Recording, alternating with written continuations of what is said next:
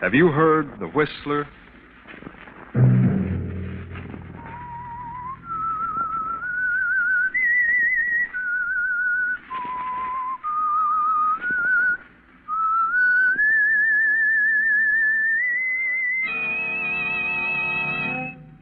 I'm the Whistler. I must kill Henry. I must kill Henry. That was Ambrose Brent, official of an airplane plant. He found strange notes in the night. You better get away, Ambrose. Take a good long rest. The sooner the better. That was Henry Pierce, Ambrose's partner. He was growing fearful of Ambrose. Get this prescription filled, Ambrose. It'll make you sleep. And you'd better get away. And that was Ambrose's friend, Dr. Fenwick. And this is Ambrose's wife, Doris. What's happened, Ambrose? Look at me. What have you done? Another Saturday night, and again CBS presents The Whistler.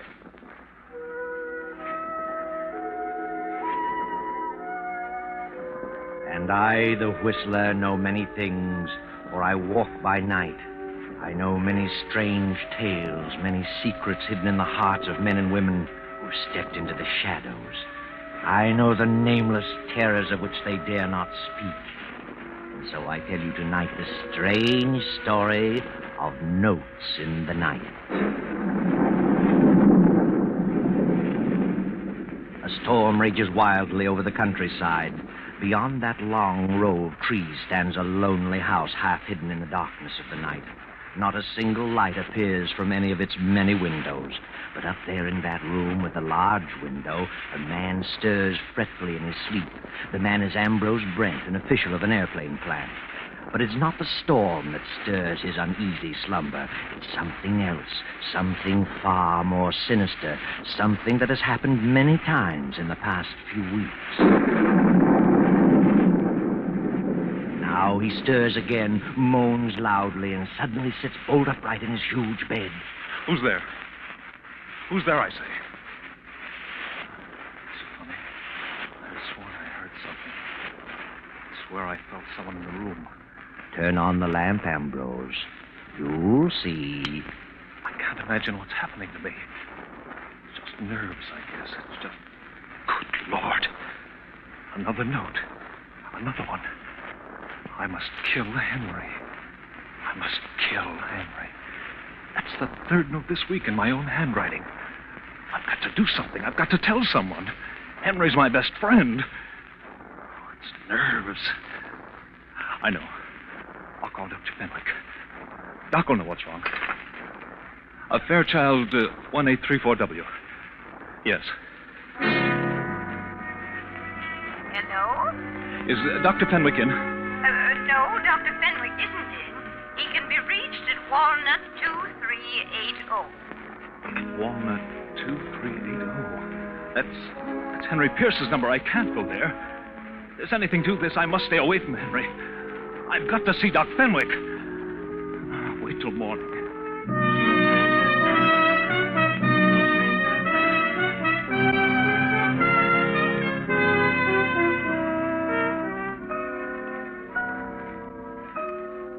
Well, hello, Ambrose.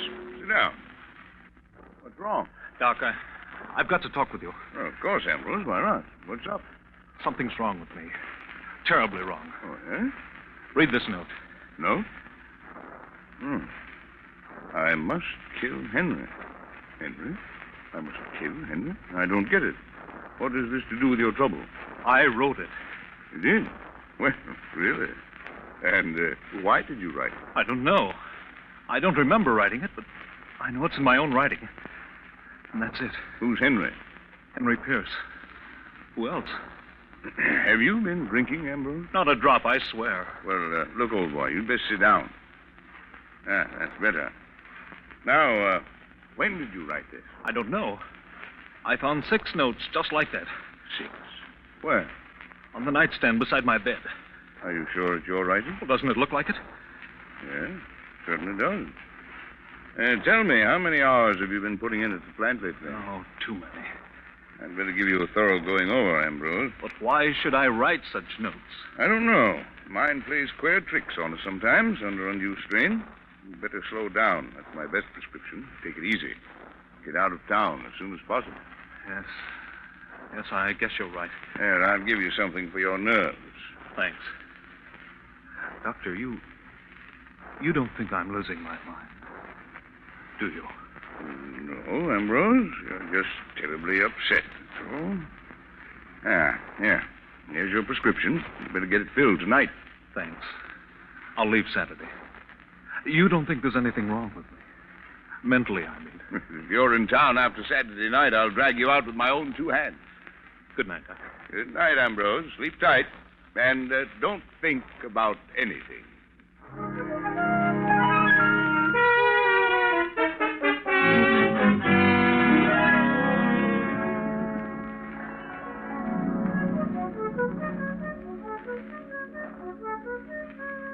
Ambrose, why don't you take a little vacation? What do you mean, Henry?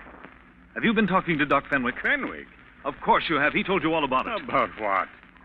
I feel better than I've felt in years. I'm in excellent condition. Do you hear? Certainly I hear. What's wrong with you, Ambrose? Nothing. If you act like this, I'll be forced to agree with Doc Fenwick. What has he said? He just said you were overworked. Well, he doesn't know everything. Ambrose, you'll please me very much if you'll take a little vacation. Did Doc Fenwick tell you what was bothering me? Yes, he did, Ambrose, and I think you'd better get away as soon as possible. Oh, I'm sorry, Ambrose, but don't worry. Everything will be all right. Then you're not worried? You're not upset about it? Certainly not. Why should I be? Please believe me, Henry, I wouldn't do such a thing. I've never even thought of such a thing. I'd kill myself first. You do believe me, don't you? Huh? Why, of course I do, of course. I wouldn't kill you. I have no reason. Shall I drive you home, Ambrose? No, I'll get home. I'd better leave tomorrow, hadn't I? I'll go up to my place in the mountains. There's no one there. My wife has gone to Palm Beach. Yes, Ambrose. You better leave tomorrow. Yes. Doris will be back from Palm Beach in 3 weeks. That'll be long enough. I'm sure you'll find things different when you return. Quite different. Good night, Henry. Goodbye, Ambrose. Sleep tight and don't think about anything.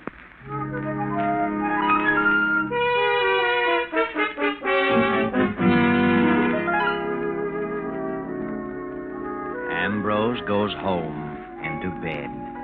The clock ticks off the eerie hours. The clock chimes 2. And suddenly Ambrose stirs fretfully in his slumber. He wakes and again sits up staring into the inky blackness of his silent room. Turn on the light, Ambrose. Turn on the light. Who is it? Who's there? Good Lord. Another one. I must kill Henry. Jameson!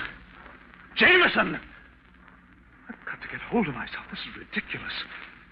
Jameson! I'm losing my mind. I must be. Did you call me, sir? Yes. Yes, I called you. I thought I heard a scream. A scream? No, What time is it? It's long after midnight, sir. It's 2:00. 2:00? Oh. Pack my bag. Order my plane to be ready in 30 minutes. Where are you going, sir? It doesn't matter. Yes, sir. I've got to get away. I've got to. 2:15. I must get away. I must. I'm mad. I must be. Jameson! Jameson! The car is at the door, sir. Then come on with the bag. Where are you going, sir? I don't know where I'm going, Jameson. Understand? Yes, sir, I understand. Good night, Jameson. Goodbye, sir.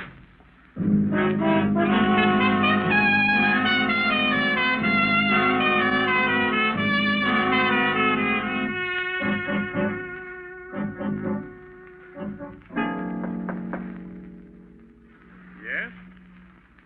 Yes? Who is it? What do you want? Come in. Ambrose, is that you? What on earth are you doing here at 2:30 in the morning?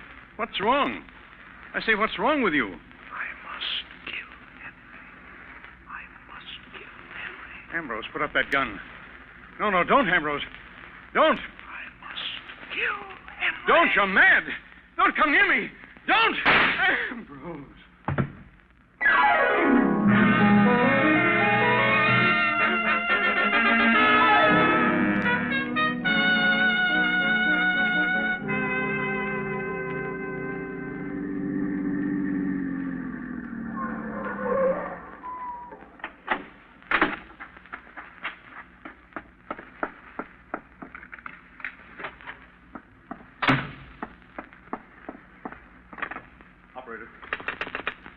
Operator, I want Dr. Fenwick in New York.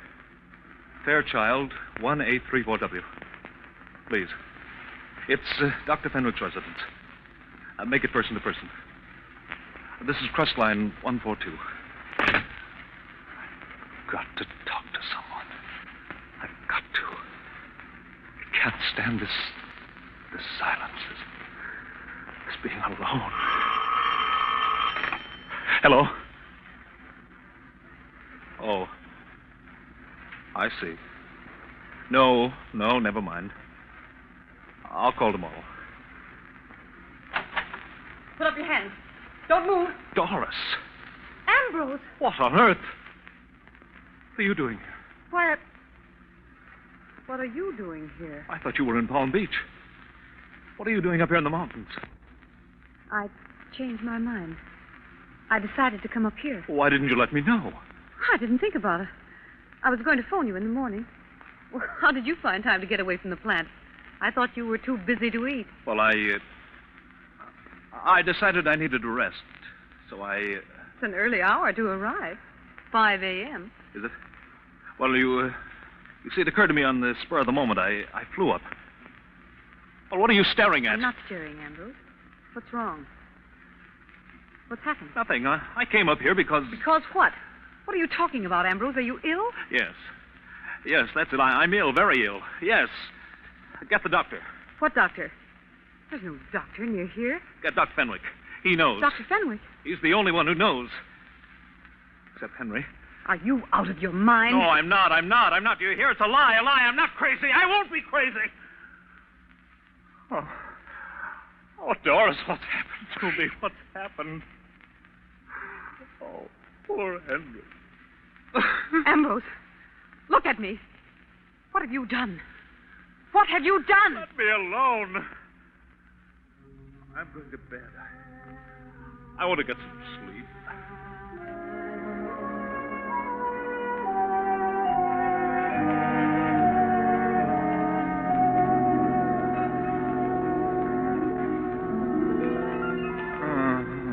I've done nothing. What's that? Wake up, Doris. What? That noise. I didn't hear it. I did. Hear it? There it is again. There's someone coming there. They are at the door. There's no one. You see? I'm not here. I haven't been here. You don't know where I am. Do you understand? Yes, I understand. Doc, it's you. Oh. Hello, Doris. Hello, Doctor. Did you get my call?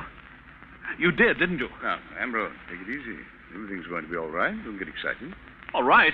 What do you mean? You've got a 50-to-1 chance to pull out of this. Pull out? Certainly. I know you're mentally upset. You have been for weeks. I'll swear to that. I have records. I'll appear on your side. You'll get out of it. Out of it? Out of what? You're not a killer. Killer? What did you say? What did you say? I said you weren't a killer. I understand your case perfectly. Henry is dead? Yes. I'm sorry to say Henry is dead. He died about 2:30 in the morning, as closely as can be determined. From all indications, the police think he committed suicide. But he didn't. You know he didn't. He may have. Then why did you come here? I thought this is where you'd come, and I was right. What does this mean, Doctor? It means that if Henry's dead, I killed him. I must have. Must have. Are you positive? Yes, who else could it be? I've written notes to myself for weeks. This doc knows. He knows all about it. Do you?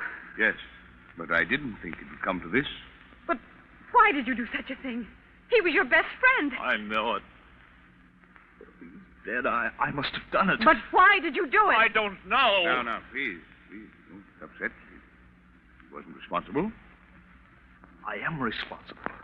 I did it. And I'm going back. No, Ambrose. Stay here till I send for you. I'll have a talk with you. No. I'm going back this morning. I can't believe such a thing. Doris, why do you look at me like that? Please. I don't know why I did it. Oh, Doris, don't you believe me?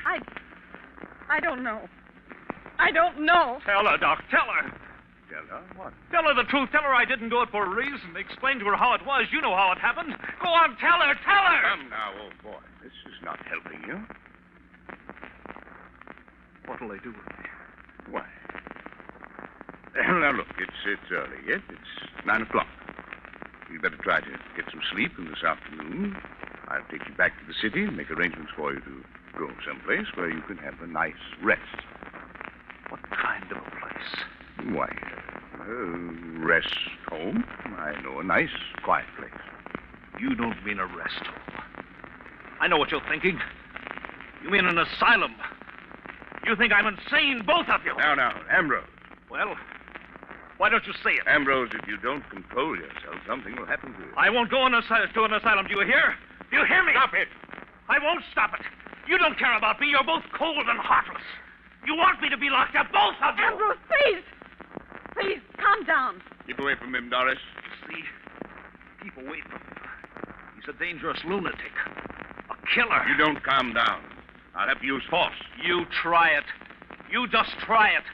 I'm going out that door, and don't you try to stop me.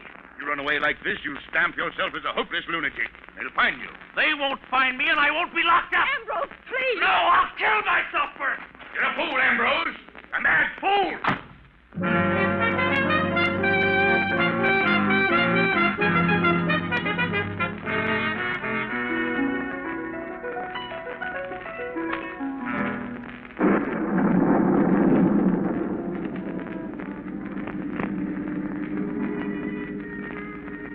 Now you've done it, Ambrose. You've really made a mess of things. You're a fugitive now. They'll throw out a dragnet. You'll have to run and hide and sneak, afraid of every shadow. You'll have to run, Ambrose. Hide and sneak and run for the rest of your days. Ambrose Brent, fugitive. Henry's dead. Henry's dead. Henry's dead. Ambrose Brent, fugitive. Ambrose Brent, 5 feet 8, 150 pounds. brown hair, Blue eyes. wanted for murder.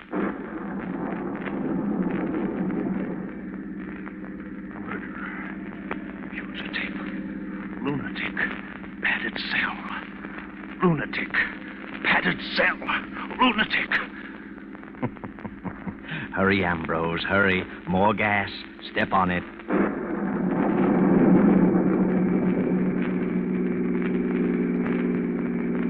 What's that? A sign, Ambrose, and a red flag swinging in the road. 2 men in black rubber coats. Too late to turn around now. What's your hurry, mister? Driving pretty fast for a storm like this, ain't you? Who are you? What do you want? State police. What are you stopping me for? We're stopping everybody. Why? We're looking for someone. Looking for someone? Who? A fugitive. A murderer? We didn't say what he'd done. Let's have a look at your driver's license. Driver's license? Why, that's funny. I must have... left it in your other suit, huh? Step out. Let's have a look at you. Hey, you come back here. What's eating him? He must be nuts. Why, I could have plugged him, but I just shot in the air. Just as well. He wasn't Mike Coretti. Mike could make 2 of him.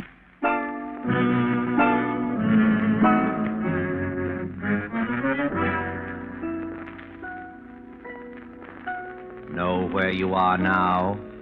Recognize this room? That's right. It's the room of death, where Henry was murdered the night before.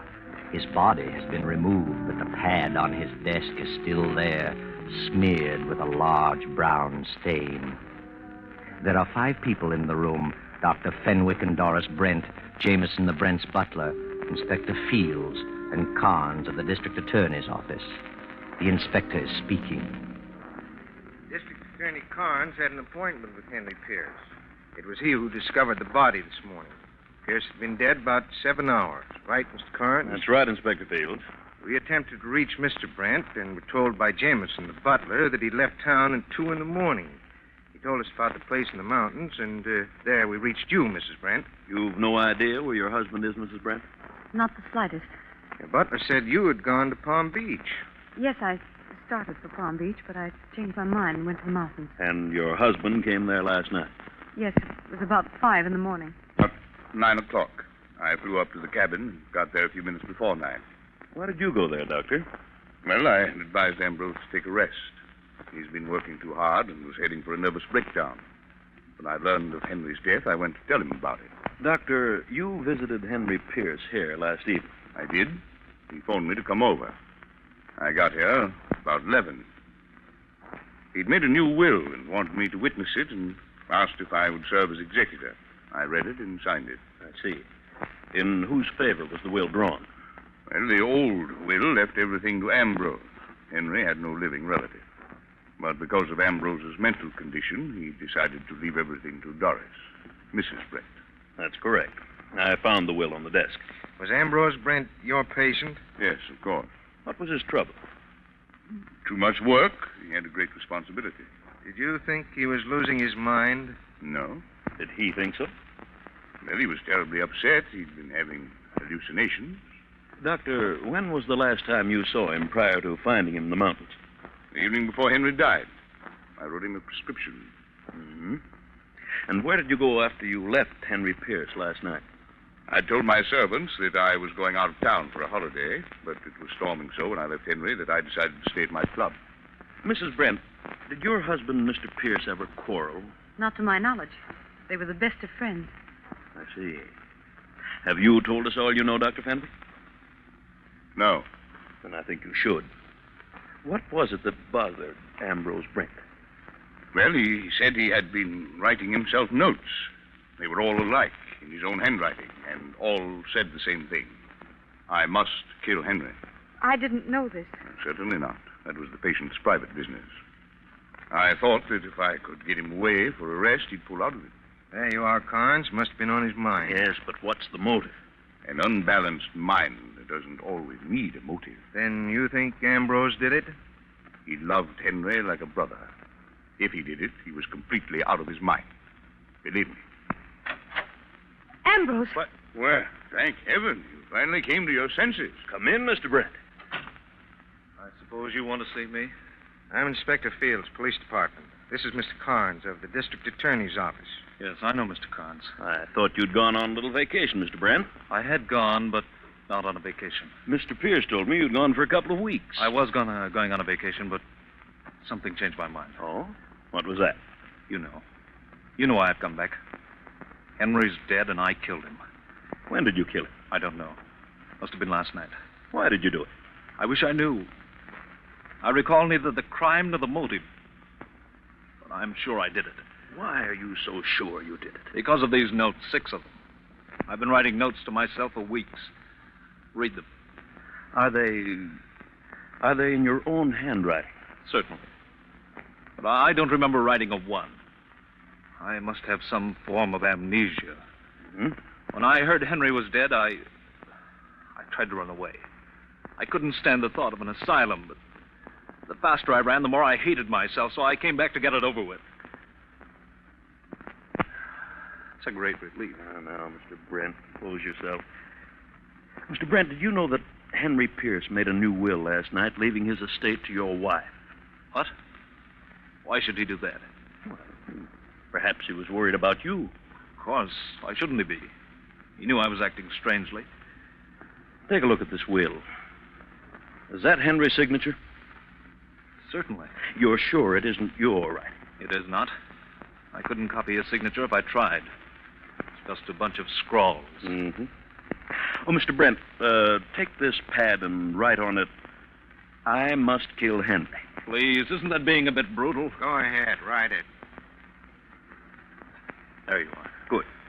Now write the date on it. They weren't dated. Well, write it anyway. Write the date in numerals. Don't name the month. There it is. Thank you. Now, you write the same, Mrs. Brent. There. Thanks. Now you, Dr. Fenwick.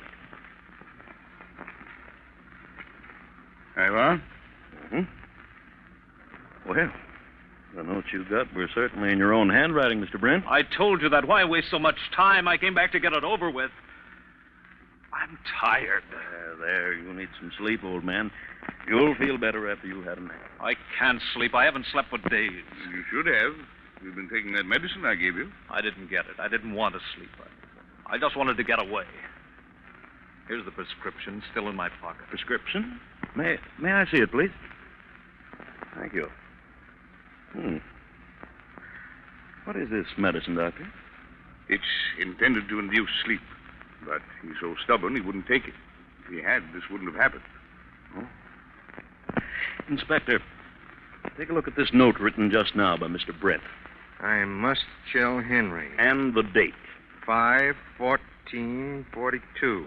May the 14th, 1942. Now, Mrs. Brent's note. I must kill Henry. 5/14/42. The same. Mm-hmm. And now Dr. Fenwick's. I must kill Henry. 14/5/42. Now read the date on the will. 14/5/42. What does that mean? There aren't 14 months. And now look at the date on this prescription. 14/5/42. Well, I'll be darned. What does it mean? It means that Dr. Fenwick was educated in Europe, where they indicate the day of the month first, then the month. The 14th day of the 5th month. What? Well, you're crazy. Are you accusing me of this? It means that the doctor, not Henry, wrote this will, and if he wrote the will, he must have killed Henry Pierce. And if he killed Henry, he must have had a motive. And I've guessed that motive. You're out of your mind. What motive would I have? You also wrote those notes and left them for Ambrose to find. You're an expert at handwriting, Dr. Fenwick. You figured that Ambrose would be declared insane, and Henry's as well as Ambrose's property would go to Doris with you as executor in complete control. I don't believe it. Ridiculous. And this is what I hate to say at this moment, but I think it's true. Dr. Fenwick, tell him about you and Mrs. Brent. That's a lie. Tell him, Doctor. That's what's back of the whole thing. You're stuck. You might as well tell him. All right. All right, I wrote the will. I wrote the notes. I am in love with Doris. I have been for years. She was in love with me. Doris. I'm sorry, Henry. But she had nothing to do with Henry's death. Not a thing. I came here that night disguised as Ambrose. Henry didn't hear my voice. I only whispered. He thought it was you. That's all. Sorry, Doris. Stop him. Good Lord. Well, the doctor is dead.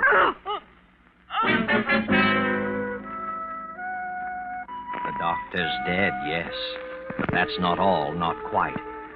There's something troubling the inspector, and you, Ambrose, and you too, Doris. How was it that Mr. Carnes first got wise to the doctor? How did the doctor slip up? How did he show his hand? I know. And so does District Attorney Carnes. Go ahead, Mr. Carnes. Tell us. Well, the doctor said he had gone to the cabin to tell Ambrose of Henry's death.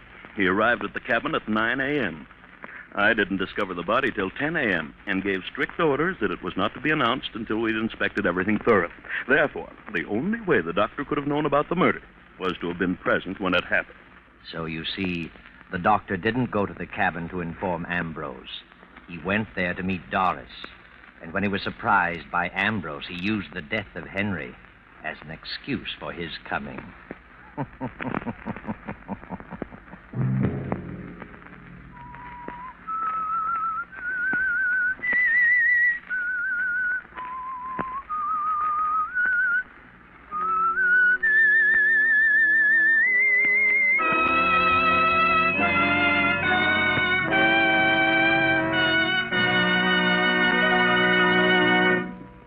CBS has presented The Whistler.